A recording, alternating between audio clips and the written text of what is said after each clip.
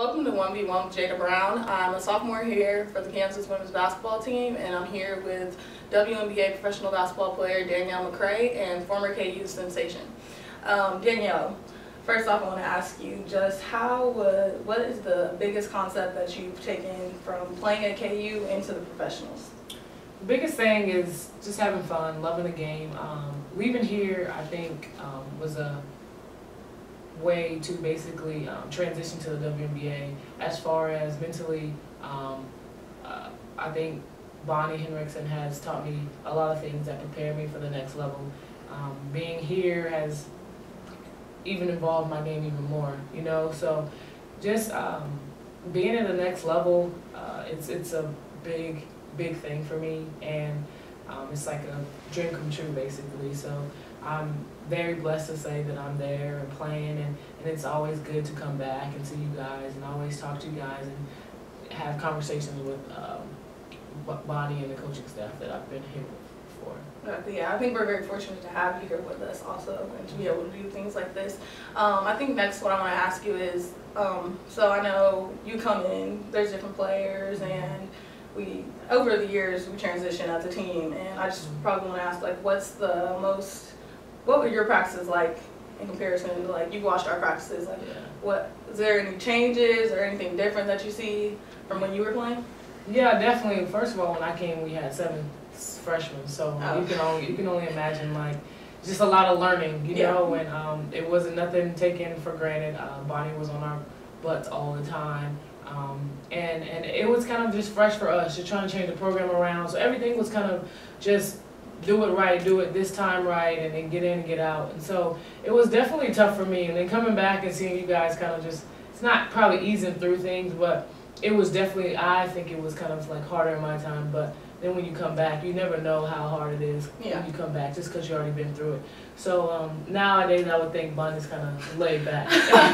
Okay, I know we talked prior to this about Hootie and how much the technology has changed in the weight room, and so how was it like that when you guys were here? Did you have the means of technology that we have right now, or? Yeah, when I was here, you guys didn't have this machine that basically when you jump on it, it tells you how much force you have. Yeah, the force plates. Yeah, the force plates. And so that's one big thing when I came here, I took advantage of right away, being back from the pros in the off season. We never had that, so it was just kind of what your body type looked like. We always did the bod pod, which was basically tell your body fat and things like that.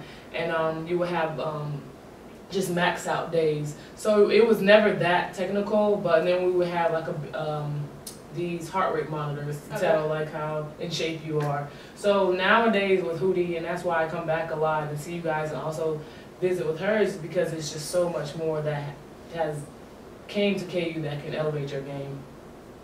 Yeah. Okay, so with that being said, do you think if you would have had the means of technology that we have right now, would that have carried over and helped you more so in the professionals than what you had back then? You would just never know, you know, but I truly think that force plate probably could have erased a lot of my injuries, you know, just because you can see where, like, how much force you're putting on your body, your knees, and everything like that. But you just never know, and I guess what we had back then still helped. Yeah, of course. Yeah, you're successful right now, so of course. Now I'm going to ask, what was your biggest moment or your greatest memory that you had playing at KU for the women's basketball team?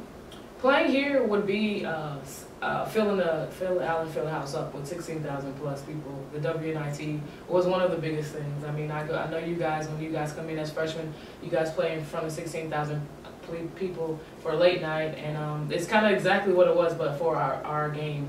So that was a big thing for us, and just kind of coming here, changing the program around, and getting it on the right track for years to come.